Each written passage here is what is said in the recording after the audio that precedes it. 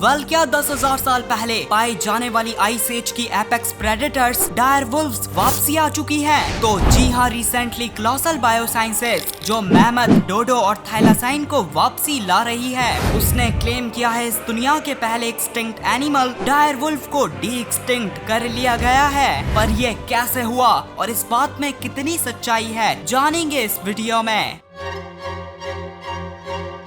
तकरीबन 1850 से ही modern day north America से एक बहुत ही बड़े कैनाइन के फॉसिल्स मिलते आ रहे थे। कैनाइन डॉग जैसे दिखने वाले एनिमल्स की फैमिली को बोलते हैं, जिसमें वुल्फ, फॉक्स और ढोल जैसे एनिमल्स की अलग अलग नस्लें शामिल हैं। खैर फाइनली इस कैनाइन को बाद में एक अमेरिकन पैलियोंटोलॉजिस्ट 1858 में डिस्क्राइब करके कैनिस डायरस मतलब डायर वुल्फ नाम देकर वुल्फ की जीनस कैनिस में शामिल करते हैं। और इस वक्त जो आपके सामने मॉडर्न एनिमल्स की स्पीशीज हैं, ये सब जीनस कैनिस का ही हिस्सा हैं, जिसमें आप ऑफ कोर्स ग्रे वुल्फ और उन्हीं से हासिल होने वाले डोमेस्टिक डॉग को भी देख सकते हैं। इसलिए यहीं से डायर वुल्फ के ग्रे वुल्फ और डॉग जैसे एनिमल्स सबसे क्लोजेस्ट रिलेटिव्स बन गए थे। ये रिलेशन इतना ही करीब है जितना ह्यूमन और निएंडरथाल में है या लायन और टाइगर में है।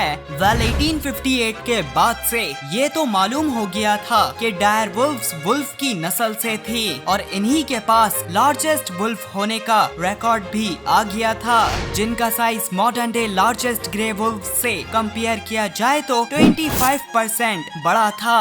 इसलिए तो डायर वुल्फ्स आइस एज के दौरान लार्जेस्ट बाइसन लैटिफ्रॉन्स, साथ में फेमस वुली मैमथ्स और जाइंट ग्राउंड स्लॉथ्स का बड़ी आसानी से अपने खतरनाक तरीन जॉस से शिकार कर लिया करती थी।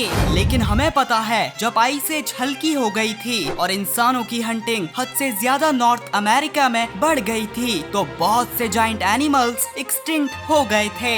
इसलिए शिकार न मिलने की वजह से डायर वुल्व्स आज से 10,000 साल पहले हमेशा के लिए एक्सटिंक्ट हो गई थी। पर हाँ, इन्हीं के साथ कोएग्जिस्ट करने वाली ग्रे वुल्व्स आज भी जिंदा हैं, क्योंकि ये वुल्व्स छोटे एनिमल्स का शिकार करती हैं।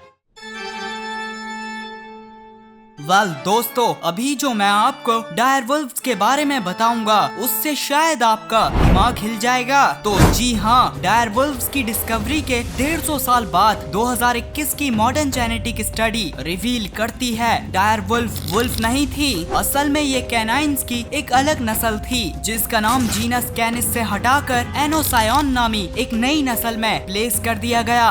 और इस स्टडी ने ये भी रिवील किया कि डायर वुल्व्स और ग्रे वुल्व्स ने last common ancestor around 5.7 million years पहले शेयर करा था। इसका मतलब ये दोनों एनिमल्स आपस में इतने ही रिलेटेड हैं जितने इंसान और चिंपैंजी या लायन और चीता। यहीं से आपको अंदाजा भी हो गया होगा कि जब जीनस बदलती है तो दो एनिमल्स इतने जेनेटिकली डिफरेंट हो जाते हैं कि वो आपस में इवन स्टेरल ऑफस्प्रिंग भी प्रोड्यूस करने के काबिल नहीं होते। तो फिर सवाल ये उठता है कि जब इस जमाने में डायर वुल्व्स का कोई रिलेटिव ही नहीं बचा हुआ, तो फिर कोलोसल बायोसाइंसेस ने डायर वुल्व्स का डीएनए किसके अंदर डालकर इनको डी एक्सटिंक्ट कर लिया? तो देखो, कोलोसल बायोसाइंसेस ने सबसे पहले एक ग्रे वुल्फ को सिलेक्ट किया और उसके एक सेल के अंदर क्रिस्पर टेक्नोलॉजी, जो जीन्स एडिट करने का बेहतरीन तरीका है, उसके जरिए से सेल में मौजूद 20,000 जीन्स में से सिर्फ 14 जीन्स को एडिट किया। फिर ये एडिटेड सेल एक सैरोगेट डॉग के एक सेल के अंदर डाला गया। दोनों सेल से मिलके एक हाइब्रिड सेल वजूद में आया, जिसको सैरोगेट डॉग के यूट्रस में डाल दिया गया और उसी से पैदा हुए दो मेल रोम्युलस एंड रीमस और बाद में एक फीमेल खलीसी। और इन्हीं 3 एनिमल्स को कंपनी ने क्लेम किया ये एक्सटिंक्ट हुए डायर वुल्व्स हैं। इवन पूरे प्रोसेस में डायर वुल्फ का कहीं इस्तेमाल नहीं हुआ है। साथ में गौर करने वाली बात यह है कि ग्रे वुल्फ और डायर वुल्फ के अगर एस्टिमेटेड 20,000 जीन्स हैं, तो इनमें अराउंड 2,500 से 3,000 जीन्स का बहुत बड़ा फर्क है। और कोलोसल बायोसाइंसेस ने इन 3 वुल्व्स को पैदा करने के लिए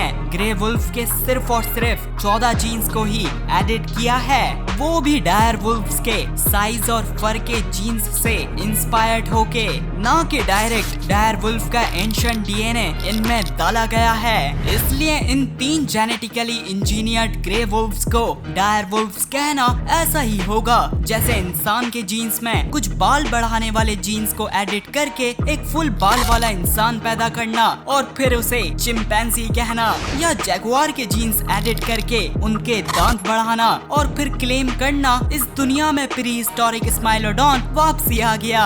और साथ में मेरा तो मानना है कोलोसल बायोसाइंसेस ने गेम ऑफ थ्रोन्स की रियलिटी से दूर फिक्शनल डायर वुल्व्स को पैदा करने की ज्यादा कोशिश की है, क्योंकि लोग ज्यादातर इसी सीरीज से डायर वुल्व्स को जानते हैं। और ये क्लेम और भी मजबूत होता है जब मालूम होता है कि रियल डायर वुल्व्स असल में व्हाइट कलर की नहीं बल्कि इनका असल कलर रेडिश ब्राउन था।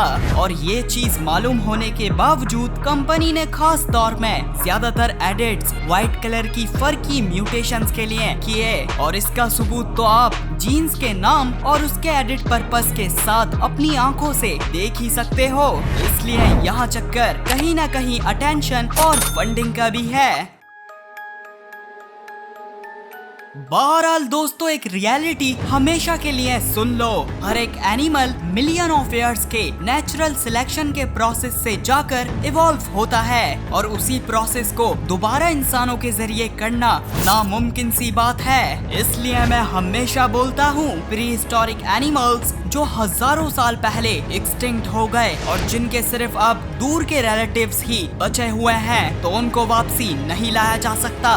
लेकिन हाँ, उस एक्सटिंक्ट एनिमल जैसा एनिमल उसके डिस्टेंट रिलेटिव से क्रिस्पर के जरिए जरूर पैदा किया जा सकता है, जो नेचर की किसी इकोलॉजिकल नीश में शायद ही फिट हो पाएगा। पर हाँ, इन हाइब्रिड एक्सटिंक्ट एनिमल्स से फ्यूचर में हमें एक्सटिंक्ट जू टाइप कोई चीज जरूर देखने को मिल सकती है। बाकी बात रही रिसेंट एक्सटिंक्ट एनिमल्स की जिनके क्लोजेस्ट रिलेटिव्स जिंदा हैं, तो हाँ, उनको पूरी तरह से क्लोनिंग से डी एक्सटिंक्ट किया जा सकता है। और इवन पेरिनियन आइबेक्स नामी एनिमल में इस दुनिया की पहली डी एक्सटिंक्शन कामयाब भी हो गई थी, क्योंकि हमारे पास इस एक्सटिंक्ट एनिमल का इंटैक्ट डीएनए भी था और सेरोगेसी के लिए इन्हीं की जीनस के मेंबर गोट्स भी थे।